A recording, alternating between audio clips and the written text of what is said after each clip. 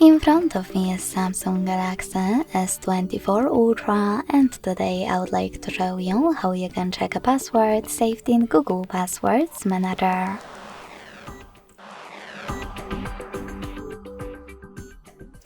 Begin by opening Settings and scrolling down to access Google. Then click on Autofill, Autofill with Google, and Google Password Manager. Following that, click on one of your passwords that you wish to check and enter your current login method.